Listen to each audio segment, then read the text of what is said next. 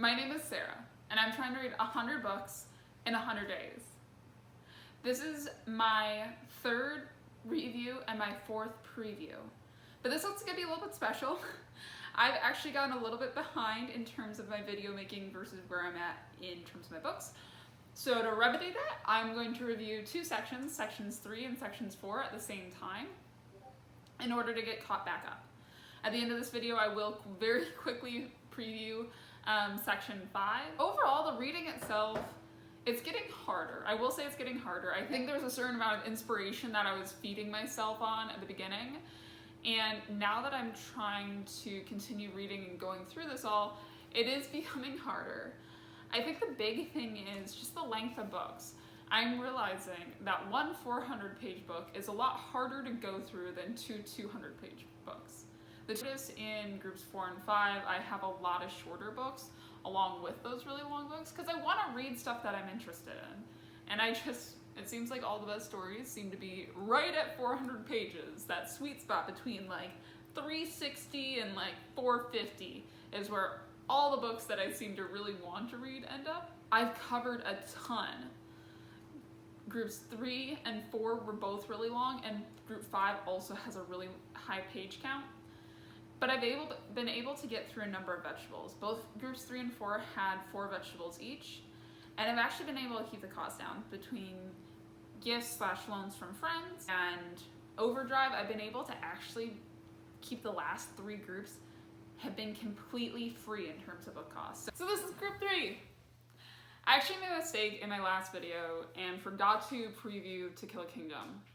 And I am so sad that I did because it was such a good book. The book centers around Lyra and Elyon. Lyra being a siren who's known for taking princes' hearts in the most gruesome of ways, and Elyon, a prince obsessed with killing sirens. The two end up on a crash course of basically going after each other, but then you have this beautiful romance that develops out of it. It is slow burning and it's perfect, and I could just hear the two of them banter forever. I think all the characters in the group are incredibly well written. I love Elyon's commitment to the entire crew of the Sod, and Lyra can stand on her own 2 feet as well, which I really appreciate. I think it's been a really long time since I've read a novel with a romance as sweet as theirs, and I'm very, very happy I read it. Next, I'll talk about Children of Blood and Bone. I thought the book was pretty good. Because you're drawing from different environments and different lore than a lot of other fantasy or YA novels come from, I think you come up with a lot more unique novel and something that I hadn't really seen. I thought it was pretty well written and had interesting characters. Varying perspectives it was written from was well developed and helped me understand the story as a whole. Next I'll get into Cinder. So Cinder is a Marissa Meyer's book that I decided to read after reading her Renegade series. And it was pretty good.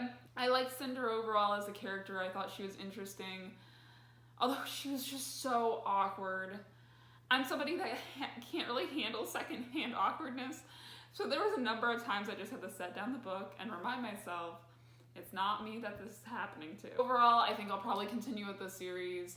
I like the romance between Cinder and the prince, although I wish there was some of the catharsis of actually having something happened by the end of the first book between them. I'm getting the sense that that's something that Marissa Meyers likes to do. Don't get me wrong, I'm all for slow burn, but I just wanted to see it, shape out in some way for them by the end of the first book. Next, I will talk about Educated. It was interesting. It mostly just made me go, oh my god, there's people that actually live like this out there. And just all the different things that she had to go through. I mean, the fact that she didn't even really have a birth certificate or even a set birthday for the first part of her life is just insane to me. Everything she overcomes is amazing. Next, I will go over Tuesdays with Morrie. So this was actually a really good book by Mitch Albom. I really enjoyed it. I thought it packed a lot of punch for how short it was. It was heartwarming. It was beautiful. It's actually the first book in this challenge that's made me cry. If you're ever looking for just a book to make you feel inspired, I would definitely recommend Tuesdays with Morrie. Another Mitch Albom book that I read during this group was The 5 People You Meet in Heaven. It wasn't quite Tuesdays with Morrie, but it was still pretty good. I thought it was worth the read and interesting enough. Next we have The Virgin Suicides by Jeffrey Eugenides, a kind of a modern classic set in Metro Detroit. The POV is that of a group of neighbor boys that are obsessed with the Lisbon sisters, and particularly with their 5 consecutive suicides. Good book. I thought the perspective of having a group perspective was really interesting. I had never seen that in a book, and I thought some of the inconsistent narration of them saying, you know, look at Exhibit X to see stuff, I thought that was really cool that there wasn't exhibits at the end of the book. But, you know, a good book to add to my repertoire and something that I thought was interesting to read. My last physical book is Dark Matter. So Dark Matter was a gift from my friend Sam, and wow, it was so good. I think what really made this book different was, yes, it was a sci-fi book, but it was so focused on the importance of family, about the importance of all the ripple effects, about everything else in your life, and I think it was just as complex in the sci-fi elements as it was in the philosophical and romantic elements. I thought the end was really touching, and it really made you root for the character and really made you think, oh my gosh, how is he gonna get out of this? So now I'm gonna talk about The Magician's Nephew. So this was my last vegetable from this grouping. And this is the first in the Chronicles of Narnia series, which was one of my favorite series as a kid. It was just as good as I remembered. It'd been so long since I've read them that I actually forgotten a lot of the details. And so I was able to go through the book knowing that I liked the end and really appreciating all the little details within it. So group 4, I'm gonna just start right up from the top from my new favorite book of all time. And that's Song of Achilles. Thank you so much to my friend Sam for recommending this to me, because holy cow, it was perfect. For those of you who haven't read the book or don't know about it, it centers around the relationship between Achilles and Patroclus during the time period prior to and during the Iliad. What I really liked about it was this relationship is like the be-all, end-all relationship that I want to see in a book. They don't play games, they're not nasty to each other, they're just a really good example of what a really beautiful relationship could be and should be. All of the drama really comes from outside of them, and them being this really strong foundation throughout the entire book, I think makes it something that's refreshing. Honestly, I'm tired of having books that have overly dramatic romances for no reason, when you can just have a romance like this one. They're sassy to each other, they show these beautiful moments where they're just hanging out and just being normal people that are in love. They have plenty of hard backstories of things to overcome together, but it's together. It's not, you know, them fighting between each other for 3/4 of the book. I will say, if you do want to read this book, I would recommend not looking up a myth before you read it, because knowing that the myth has an unhappy ending made me so sad the entire time. In fact, I was bawling at the end of this book. I won't go into too much detail. I was very mad at pretty much every character except the main 2 at the end. But in the last pages, it saved it, and I'm so thankful for it. I almost got off schedule because I spent so much time looking up, like, on Tumblr and on Instagram, all the other, like, basically fan pages. And I've realized, like, people love this book as much as I do, and that people, like, are deeply moved and feel awesome about it. So now we'll stop gushing and move on. Actually, there was 2 books that I read by Madeline Miller during this. So Song of Achilles was the first, and then Circe was the second. Nothing against Circe, it just was not Song of Achilles. So Circe basically follows the title character throughout her time during the Iliad as well, her encounter with Odysseus.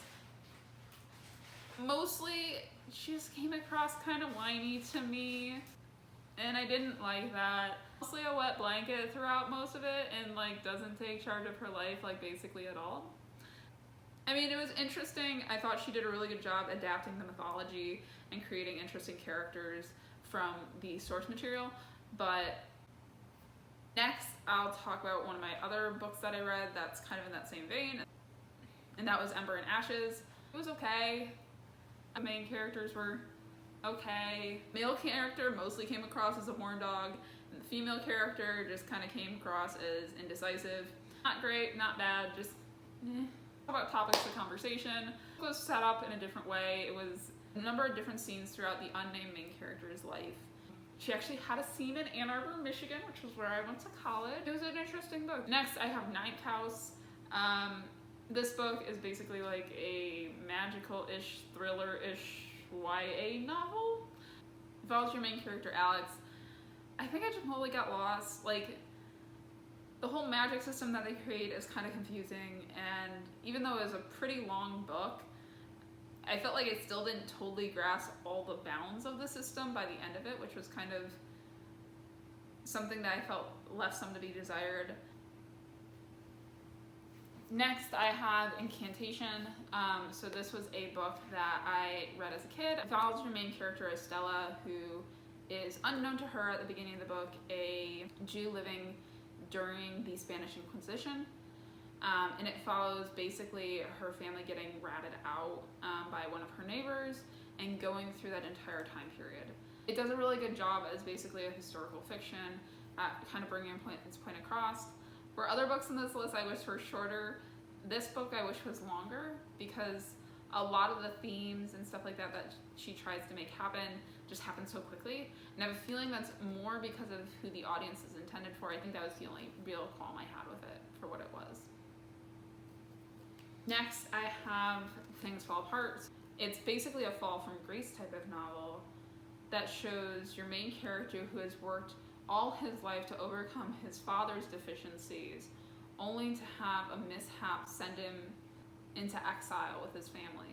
It's well written, it's an inspiring story, and it's definitely a pretty good classic to read if you have the time. Next, I have Lion, the Witch, and the Wardrobe.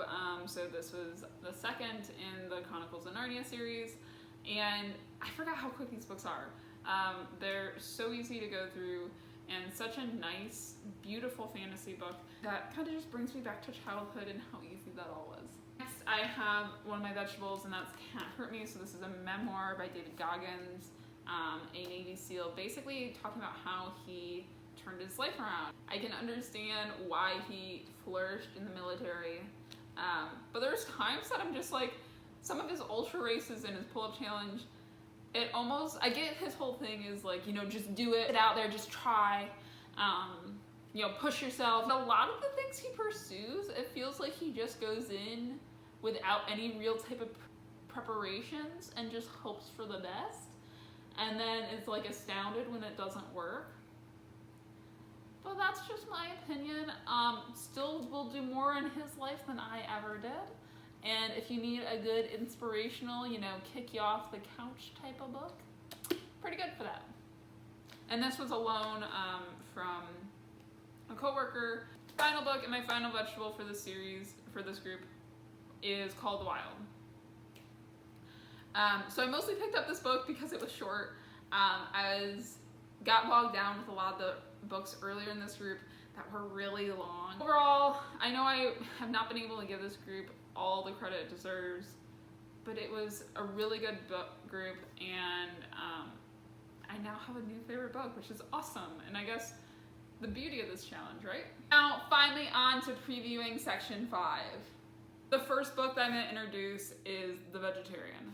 So this is a contemporary novel that was actually written in Korean and translated into English to my understanding, and it follows a woman who decides suddenly to become a vegetarian, and basically all of her family's fall out because of that. Next, I'm going to have Six of Crows. So this is like a really popular YA novel. My understanding is a large heist, so excited to have that. Next is going to be Last Night at the Lobster. So this is a contemporary novel following a manager's last night at his Red Lobster that he runs before it closes down. Next, I'm going to have Children of Vengeance and Virtue. So this is the follow-up to Children of Blood and Bone.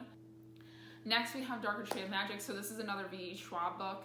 It basically follows a main character named Kel who's able to go between 4 different Londons: Red London, White London, Grey London, and Black London. Next is Spin the Dawn. This is another YA type of adventure novel centering around a main character who is a seamstress, which is something that I've never seen before, so I'm very excited for something as unique as that. Next, I have Women's War, which is a fantasy novel to my understanding. I have The Awakening, which is a very short classic novel by Kate Chopin. My last 2 books are both vegetables, falling into, I guess, the non-fiction category. And the first one being The Career Manifesto by Mark Steib. Basically, this book is about tailoring your career so that it's meaningful to you and basically wading through it and making it to your end-all career goal. Finally is Attached. So this is basically a book on different adult attachment styles. I'm mostly reading this at my mom's recommendation because she saw it as a really good way to understand better how adult relationships work and what your own attachment style is and how to be cognizant of it going through your life. So I know that was super quick. I know I don't have a ton of time on this, but it's been really, really awesome. This has been a huge undertaking that I did not totally realize how much it would be at the beginning. I've now, at the end of group 4, I've read over 12,000 pages. And by the time I'm done with group 5, I will be almost at 15,000 and a half pages. That's so many. I really haven't spent that much money so far, especially with being able to borrow so many books and being able to read so many on Overdrive, which has been really, really awesome. And I'm still on par with all my vegetable books, which was something that I thought might end up being hard to do as I've gone further and further along. But I've been lucky that I've had a number of nonfiction books that have appealed to me, and I've had a good number of classics that have been able to be pretty short, and I hope you all got some enjoyment out of it. I will keep you all updated as I continue on my reading journey. Wish me luck.